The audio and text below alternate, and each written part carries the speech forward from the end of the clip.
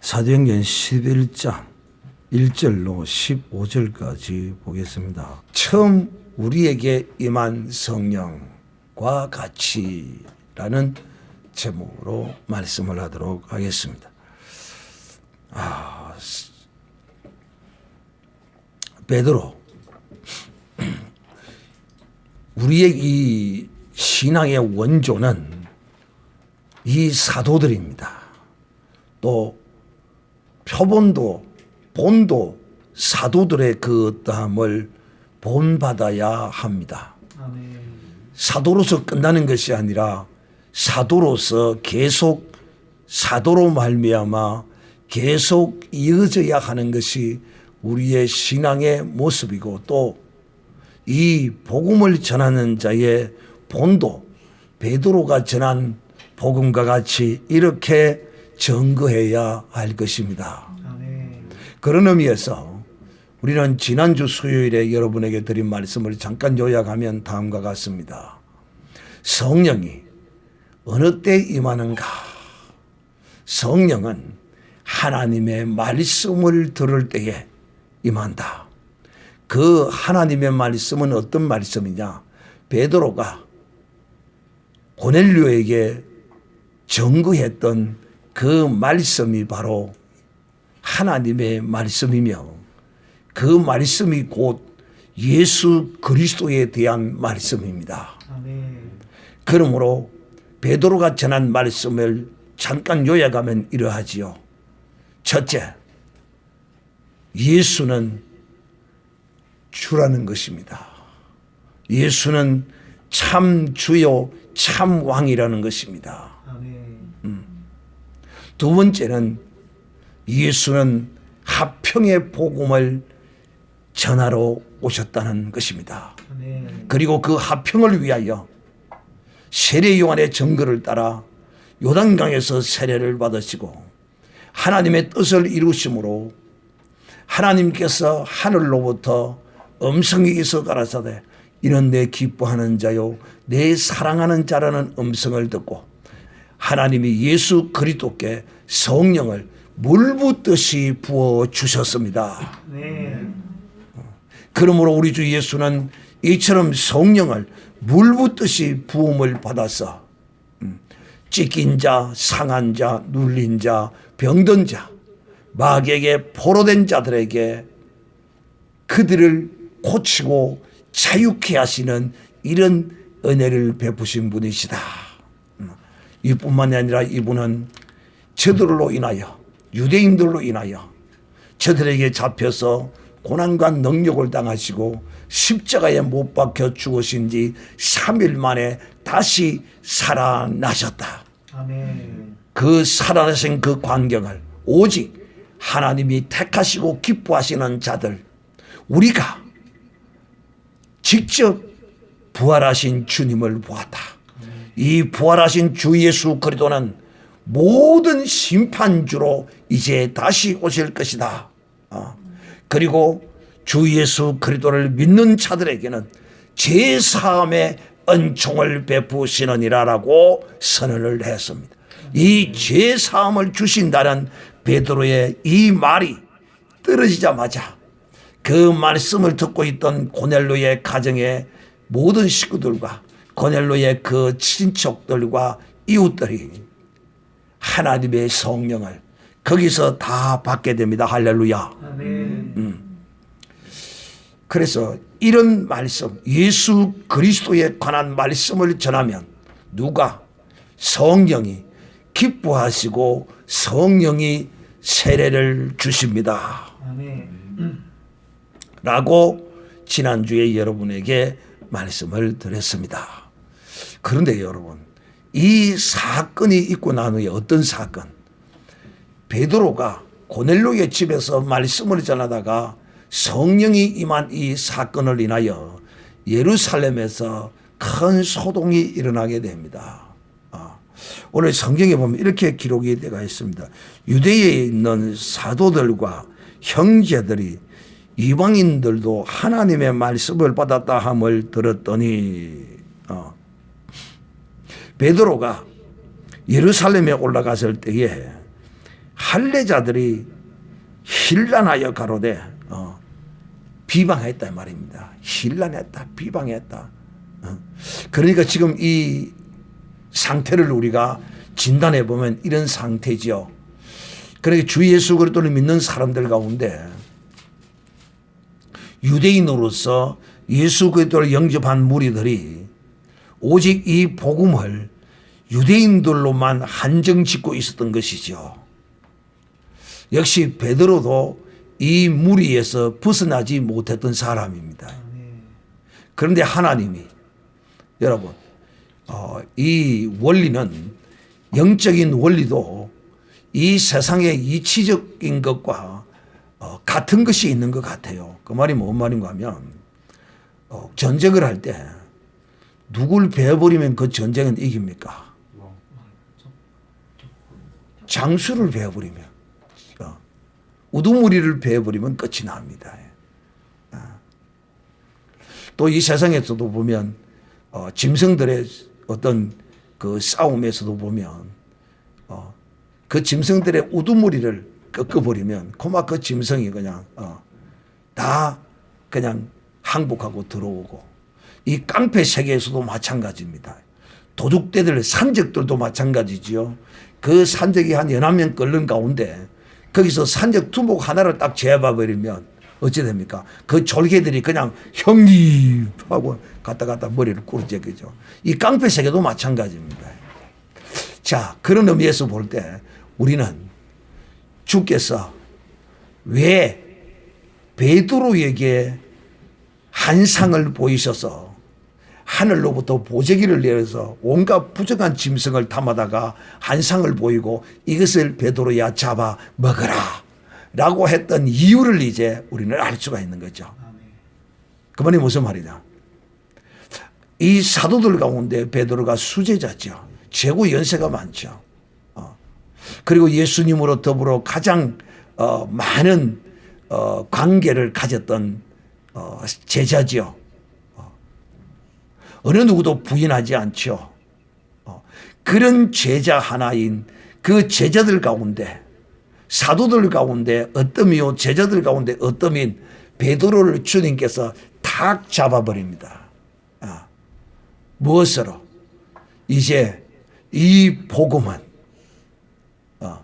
이 세상 모든 민족 누구에게든지 전해질 것이라고 베드로에게 한상을 보여서 베드로를 깨우친 것입니다. 할렐루야. 그러니까 베드로만 두목격인, 우리식으로 쉽게 이야기하면 두목격인 베드로만 변화시키면 나머지들은 그냥 다 따라오는 거예요. 할렐루야. 그래서 하나님이 이 베드로의 꼭지를 돌리기 위해서 베드로에게 다른 제자들에게 한상을 보인 것이 아니라 베드로에게 이런 각양각색의 부정한 짐승을 잡아먹으라는 그 한상을 보이셨던 것입니다. 그래서 베드로가 이것을 베드로를 힐난하는 자들에게, 왜? 이 지금 고넬료라는 사람은 어떤 사람인가? 로마의 군대로서 이탈리아의 장수로 이제 저들을 지배하는 그런 사람인 거예요. 그러니까 이스라엘 민족과는 적대적인 관계에 있어 아무리 이가 이스라엘 백성에게 구제를 베푸고 좋은 일이라고 사람이 좋다 할지라도 적은 적일 뿐인 것이죠. 이런 이제 사고를 가지고 있는 것이죠. 그런데 그에게 이 이방인 가운데서도 또 적군의 자기의 민족을 억압하고 그렇게 하는 적군의 장수를 성령을 베풀었다. 그냥 이 할례받지 못한 자들에게 하나님의 성령을 받게 했다. 그냥 이 유대에서 그냥 뒤집어진 거예요. 그러니까 베드로가 오니까 따지는 거야. 아니 베드로 씨, 그럴 수가 있습니까? 당신이 말이지 아무리 나이가 많고 예수님의 수제자라고 우리 중에 말이지 연영자라고 대접을 받고 그러지만은 어찌 할례받지 않는 자들에게 하나님의 말씀을 받고 성령을 받도록 이런 짓을 할 수가 있습니까? 하고 따졌던 것이죠. 그러니까 베드로가 설명을 하는 겁니다. 내가 이만큼 저만큼 이렇게 되어서 우리가 잘 아는 사건이죠. 오늘 이 베드로가 이 해명하는 그 내용이 앞에서도 여러 번 언급되었죠. 이 내용을 이제 설명을 합니다. 그리고는 베드로가 마지막에 그럽니다. 주의 성령이 내게 명하사 아무 의심 말고 함께 가라 하시며, 주의 성령께서 함께 가라고 하셔서 또 주의 성령께서 이 부정한 짐승들을 잡아 먹으라고 해서 내가 그렇게 한 것이다라고 이렇게 설명을 하고 있는 것입니다.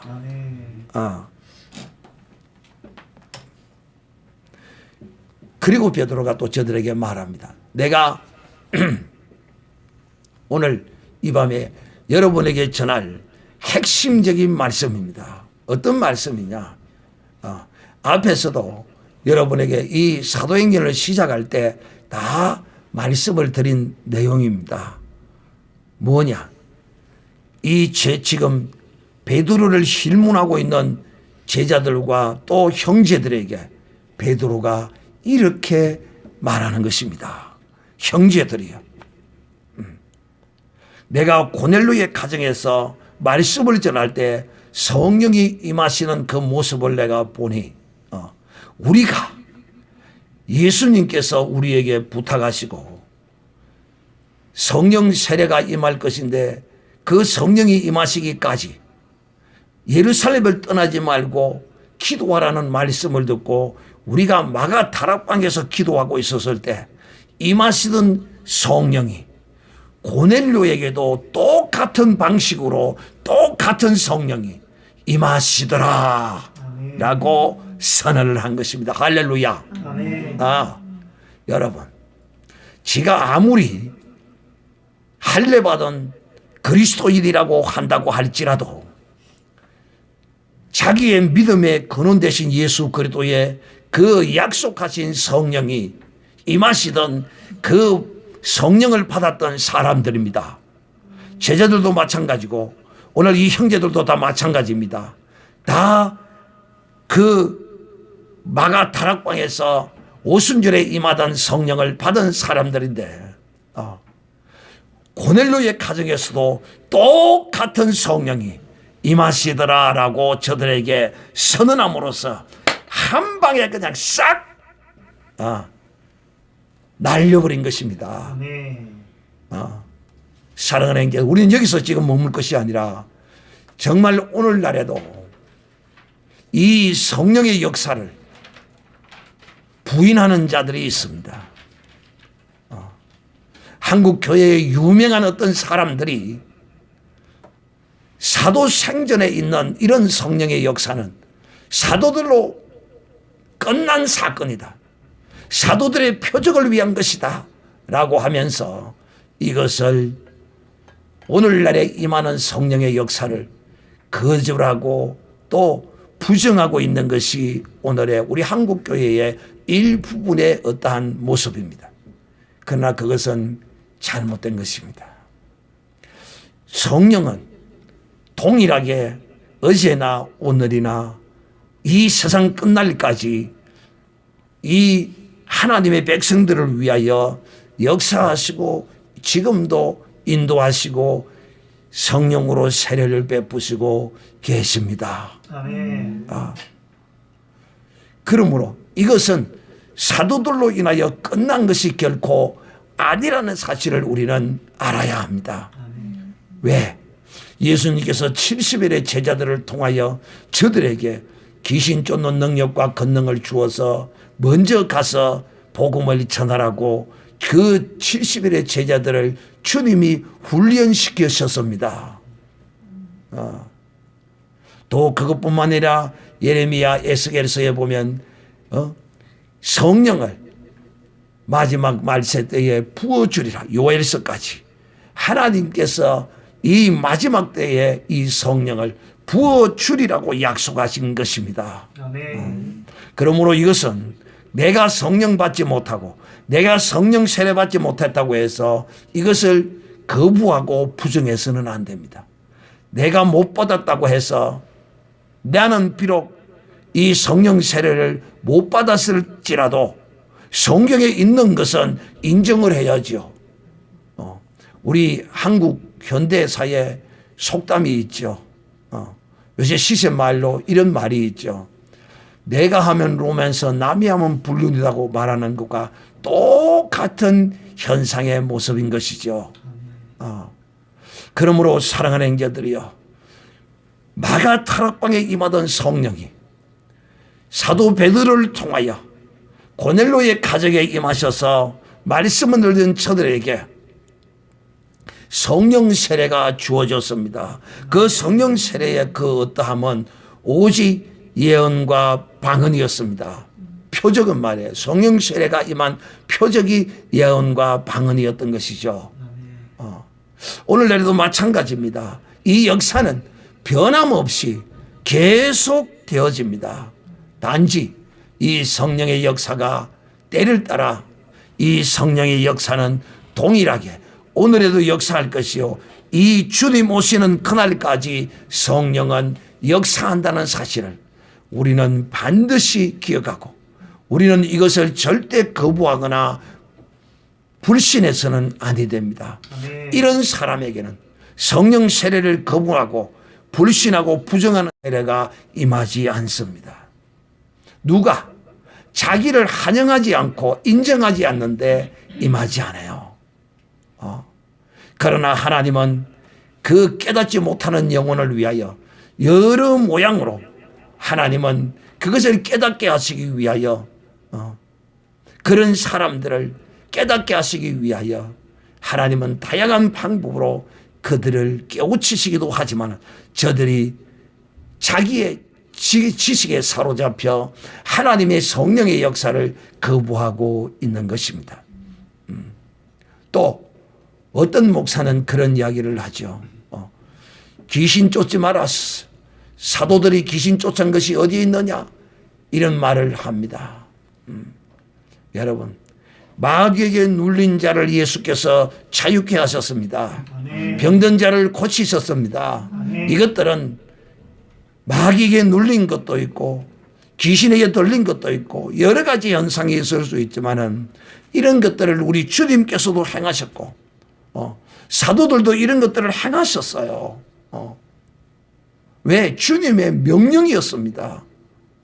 또 마가복음 16장에도 믿는 자들에게는 이런 표적이 따르리니, 믿는 자에게는 누구든지 이런 표적이 따른대요. 어떤 표적이? 귀신을 명한 적 떠나가고 방언을 말할 것이고 병든 자에게 손을 얹은 적 나을 것이고 뱀을 집은 적 해를 입지 아니할 것이고, 주님께서 이렇게 말씀하신 거예요. 그러므로 오늘 베드로가 고넬로의 가정에서 임하신 성령이 마가 다락방에 임한 성령의 역사인 것처럼 주 예수 그리스도를 믿는 믿음의 사람에게 귀신의 방언이 귀신의 영이 임한다고 혹 제대로 믿지 못하고 거짓된 사람이, 그런 사람이 있을 수는 있을지라도 결단코 진실하게 예수 그리스도를 믿는 자에게 마귀가 임해서 마귀의 방언을 주고 그러는 일은 거의 없습니다. 거의 없다. 100%는 아닐지라도 거의 없다. 그러므로 오늘날도 우리가 진실로 이 베드로처럼 이렇게 어떻게 예수 그리스도를 증거하면, 어떻게 증거하면 예수는 주시라는 겁니다. 이 땅에 많은 주가 있지만은 그 주들은 다 자기의 유익과 자기를 위하여 주로 존재합니다. 그러나 우리 주는 그렇지 않습니다. 우리 주는 오직 하나님과 인간 사이에 가로막힌 이 죄의 괴담을 허시고 하나님과 우리 사이를 합평케 하는 주로서, 또 이 왕은 예수는 왕이시다 이렇게 증거하면 하나님의 성령이 임하십니다. 진실로 내 영혼이 예수 그리스도를 주로, 예수 그리스도를 나의 왕으로 내 마음에 모셔드리고 내가 그를 찬송하고 기도하면 반드시 하나님께서 그에게 성령을 부어주십니다. 아멘. 이것은요, 기독교 역사 가운데 그대로 오늘날까지 이루어지고 있고, 또 하나님의 거룩한 성령의 사역자들이 이런 일들을 지금까지도 해오고 있는 것이 사실인 것입니다. 그러므로 진실로 베드로가 고넬료의 가정에서 하나님의 성령의 세례가 임하게 하신 것처럼 베드로와 같이 예수 그리스도는 죽은 자 가운데서 사흘 만에 다시 살아나시고 진실로 우리에게 보이셨고 우리는 그의 정인이라는 것입니다. 이런 예수는 심판주로서 하나님께서 그에게 하늘과 땅의 모든 근세를 다 주셨다. 그러므로 누구든지 은혜 받을 만한 때, 구원 얻을 이 때에 예수께로 나오면 죄사함을 주느니라. 죄사함을 베푸시기 위하여 예수께서 이와 같이 죽으시고 부활하셔서 심판의 주가 되셨다. 이 설교의 말씀을 들을 때에 성령이 임하셨습니다. 그러므로 오늘날도 우리가 설교할 때 진실로 베드로와 같이 이렇게 주님을 높이고 주님의 이 거룩함을 나타낼 때 오늘날에도 하나님의 성령이 임하셔서 예언하게도 하시고 방언하게도 하시고 마가 다락방에 임하시던 성령의 역사가 오늘날에도 일어난다는 사실을 믿으시고, 이제 우리는 성령을 받았으면 이것으로 기도로서 끝나는 게 아닙니다. 이제 성령을 받았으면 정인 되기 위하여 우리에게 주께 하나님께서 성령을 물붓듯이 부으신 같이 우리 가운데 이 성령이 폭포수와 같이 솟아서 넘치도록 우리가 주께 간구하고 부르짖어야 할 것입니다.